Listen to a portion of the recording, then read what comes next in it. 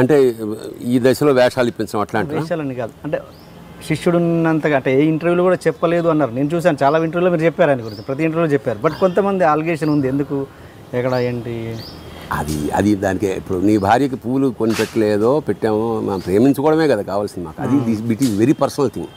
అది ఏమి ఇచ్చామేమో ఆయన చెప్పినప్పుడు ఇప్పుడు ఆయన వచ్చి చూసావో ఇలా చేయలేదు అంటే అలిగేషన్, కానీ ఎవడో కొని తీసుకగాడు అంటే ఐ లవ్ నేను నేను ఆయన ప్రేయర్ లేకుండా ఒక ఇంటర్వ్యూ కూడా జరగలేదు. అది అంచేత అది అంటే ఇప్పుడు ఫేస్బుక్ అనే అద్భుతం వచ్చిన తర్వాత ప్రపంచం నెగిటివ్గా కనపడడం ప్రారంభించింది. మీరు సీతాదేవి మంచిది అంటే రావణుడు మంచోడు కదా అది నేను అన్ననా కాదు, అంతే. నువ్వు ఏదైనా పెట్టు. రాళ్లపల్లి గారు మీ అనుబంధం చెప్పండి. రాళ్లపల్లి గారు నాటకాలు వేసేటప్పుడు ఇంచుమించు వాళ్ళ ఇంట్లో ఉండేవాడిని. రాళ్లపల్లి గారు పాపం నాటకాల కోసం అప్పులు ఇరికిపోయారు. ఏ స్థాయిలో అప్పులు అంటే ఆయన నాటకం చాలా రాజసంగా ఉండేది, అది మాకు పునాది. ఎంత అంటే 20 మంది ఆర్టిస్టులు ఉండేవాడు, 20 మందికి వేడి వేడి ఇడ్లీలు, 20 మందికి టిఫిన్లు, 20 రిహార్సల్స్లో 20 మందికి ట్రాన్స్పోర్టు, లేడీస్కి డైలీ ఆటోలో వెళ్ళడం, ఇలా ఏ విధంగా చేశాడు. నాటకం వేసేటప్పటికి మాకు వచ్చేది 1000 రూపాయలు, అప్పు 5000. అప్పుడు 5000 రూపాయలు అంటే ఎంత?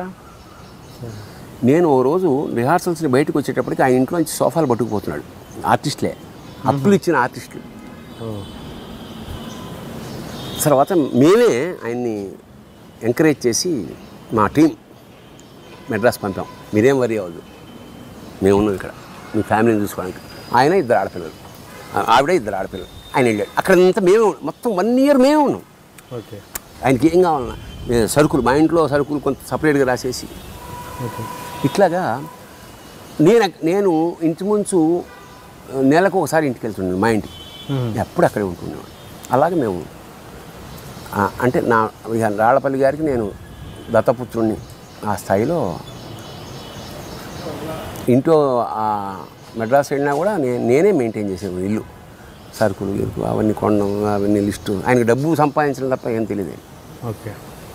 నన్ను పుత్రవాత్సల్యంతో చూసుకున్నాడు. ఎంత పుత్రవాత్సల్యం అంటే నేను సిగరెట్ కాల్చేవాడిని, ఆయన కాల్చేవాడు కాదు. ఆయన 555 సిగరెట్ ప్యాకెట్ నా కోసం ఎక్కడి నుంచి వెళ్తే తెచ్చేవాడు. ఓకే. నేను మొహమాట పడుతున్నామని ఆయన షూటింగ్కి వెళ్ళిపోతూ నా ప్యాంటు జేబులో వెనకాల 100 రూపాయలు పెట్టేవాడు. ఇలాగా తర్వాత వేలాది మందికి పెళ్ళిళ్ళకని వాటికని అంటే గుప్తదానాలు చాలా చేసాడు. ఆఖరికి తాగి ఇంటికి కూడా వచ్చేవారు డబ్బులు కావాలని. నేను కాగా తిట్టి తోసేసి నేను వాళ్ళ పాలిట ఒక నక్షత్ర వాడు ఏమంటే కబంధుడిలాగా అట్లా ప్రొటెక్ట్ చేస్తుండేవాడిని. అయినా సరే దొంగతనంగా ఈయన దానాలు చేస్తున్నాడు. అది వీక్నెస్ అయింది. ఆయనను చాలా చీట్ చేశాను. ఎట్లా అండి? ఇదే చీటింగ్ అంటే ఆయన ఎక్కడ రూమ్కి వస్తే అబద్ధాలు, మా అమ్మకు ఇంట్లో బాగాలేదు, ఆయన ఎలాంటి వాడో ఒక్క ఇన్సిడెంట్ చెప్తే క్లోజ్ చేస్తా. ఊటీలో షూటింగ్ జరుగుతుంది, ఈయనకు 10,000 రెమ్యునరేషన్. జూనియర్ ఆర్టిస్ట్ చలితో వణుకుతుంటే ఈయన కారు వేసుకుని తన రెమ్యునరేషన్ ముందే తీసుకుని డౌన్కి వెళ్ళి 100 షాల్వాలు కొని తీసుకొచ్చి జూనియర్ ఆర్టిస్ట్కి ఇచ్చాడు. అంత మానవతావాది. సో అది ఆ రుణం తీర్చలేంది. ఆయనకి నేను ఏం చేశాను అది ఇట్ ఈస్ బిట్వీన్ అస్. ఎందుకంటే ఇప్పుడు నేను చేశానది ఇలా చేశానంటే దరిద్రంగా ఉంటుంది. అంచేత కాకపోతే ఏంటంటే వేషాలు నేను రైజులో ఉండి కూడా నేను రాసిన సినిమాలో అతనికి స్టేట్ అవార్డు వచ్చింది. పట్నం పిల్ల పల్లెడు వచ్చినప్పుడు నంది అవార్డు వచ్చింది. నేను రాసిన ఇంచుమించు అన్ని సినిమాల్లో ఆయన ఉండేలా చూసుకునేవాడిని. ఒక దశ తర్వాత నేను రచయితగా మానేసి నేను రాసినంతకాలం నాటకం వాళ్ళకి ఎక్కువ ఇంపార్టెన్స్ ఇస్తుండేవాడిని. అంటే నేను శారదాంబ అనే శారద గారు ప్రధాన పాత్ర వేస్తున్నప్పుడు గుంటూరు నుంచి ఒక స్టేజ్ ఆర్టిస్ట్ అద్భుతమైన గుంటూరు శాస్త్రీయం అని ఆ నాటకానికి ప్రధాన పాత్ర ఇప్పించారు. అలాగే విద్యాసాగర్ అని వాడు క్రిపుల్డ్ యాక్సిడెంట్ విద్యాసాగర్ ఆర్టిస్ట్, వాడికి మెయిన్ విలన్ రంగస్థలం వాళ్ళంటే నాకు కొంచెం ఇది ఉండేదన్నమాట, పక్షపాతం.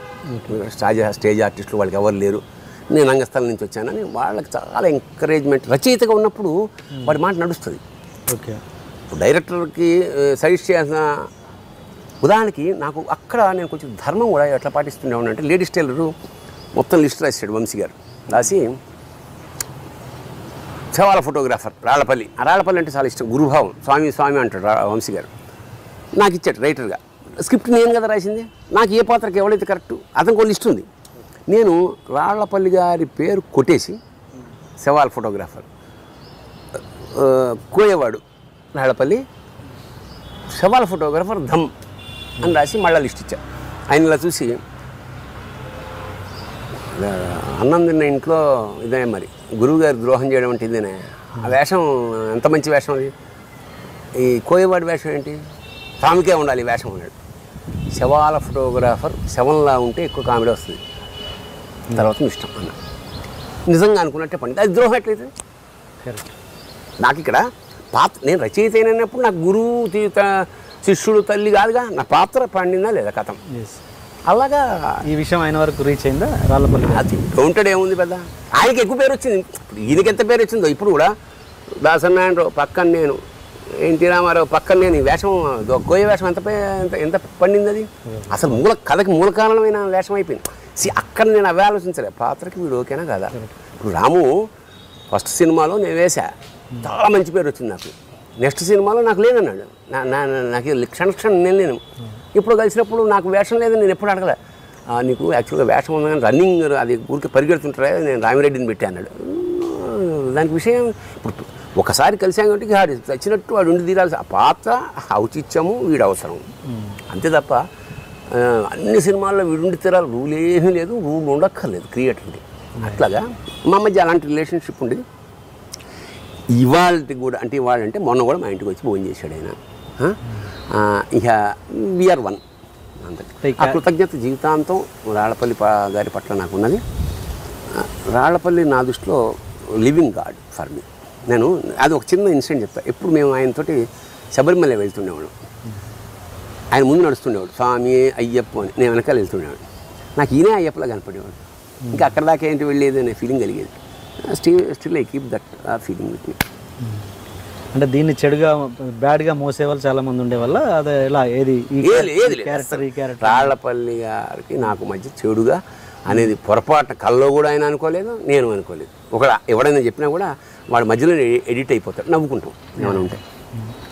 అండ్ ఓకే, ఇంతమంది పట్నం పిల్ల పల్లెటూరు చిన్నోడు అనే టాపిక్ తీశారు కాబట్టి ఆ సినిమా సందర్భంలో ఎవరో కో డైరెక్టర్ మీ మీద స్క్రిప్ట్ మొహమ్మద్ విసిరేసారంట, ఎంతవరకు నిజం? ప్రారంభంలో చాలామంది విసిరేశారు. అది యాక్చువల్గా పట్నం పిల్ల పల్లెటూరు చిన్నప్పుడు విసిరేసాడు. వాడి పేరు Mahesh Babu, lady is no more. తర్వాత వాడి చేత భార్యాభర్తల భాగవతం అనే సినిమాకి నేను డైలాగులు రాశాను. అంటే లిటరల్గా విసరడమే. పైగా నేను అనామకంగా ఇక్కడ దేహి అనే సినిమాలకు వెళ్ళేవాడిని కాదు, నన్ను పిలుచుకెళ్ళారు. పైగా నేను ఇక్కడ స్టార్ని అప్పటికి.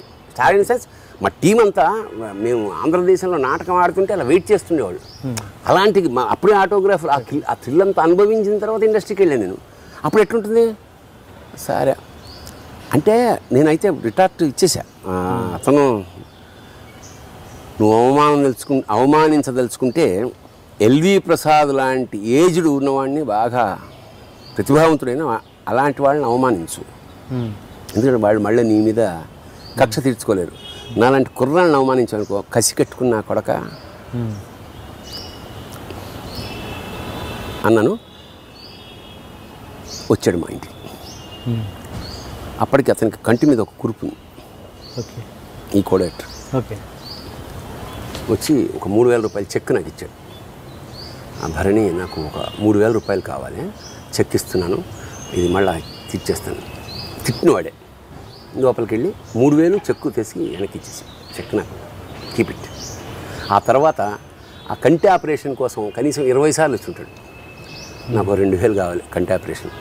నాకు తెలుసు అబద్ధం. నెక్స్ట్ వస్తాడు, ఏమైనా ఉంది కంటి ఆపరేషన్ ఎట్లా ఉందంటే, అది ఈసారి మా తమ్ముడికి యాక్సిడెంట్ అయింది, మా ఆవిడకి లేచి, ఇవి ఏదో అబద్ధం. ఇలా 20 సార్లు అయింది. ఇంకా నేను ఇవ్వనయ్యా అన్న, వెళ్ళిపోయాడు.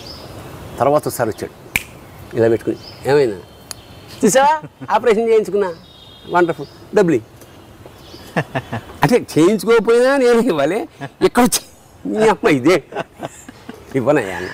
కోపం వచ్చింది అతనికి, పంపించేసి. ఏంటి ఎందుకు స్క్రిప్ట్ విసిరేశారు ఆయన?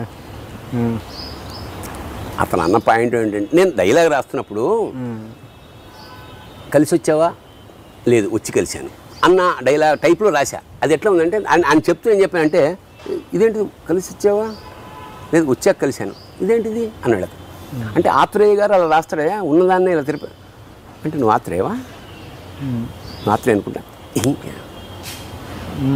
ఇంత చేస్తే ఆత్రేయ గారు నా నాటకం చూసి గోగ్రహణం నిండు సభలో దాదాపు 25 ఏళ్ళుగా నేను నాటకాలు రాస్తానని బెదిరిస్తున్నాను. ఇంకా నేను రాయను, ఎందుకంటే కుర్రాడు తనికెళ్ళ పని రాసేసాడు.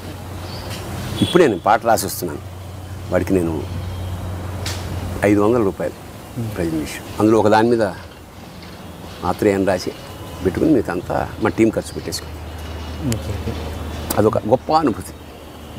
ఆత్రేయ నాటక రచయిత, సినిమా రచయిత, మా అందరికీ ఆరాధ్యుడు. అలాంటి మహానుభావుడు చేతులతో ఆత్రేయ నువ్వు అని అన్నాడు కదా, దానికి అలాగా టప్ని. అంటే మీరు అప్పటికి అప్పుడే వచ్చారా ఇండస్ట్రీకి ఎట్లా?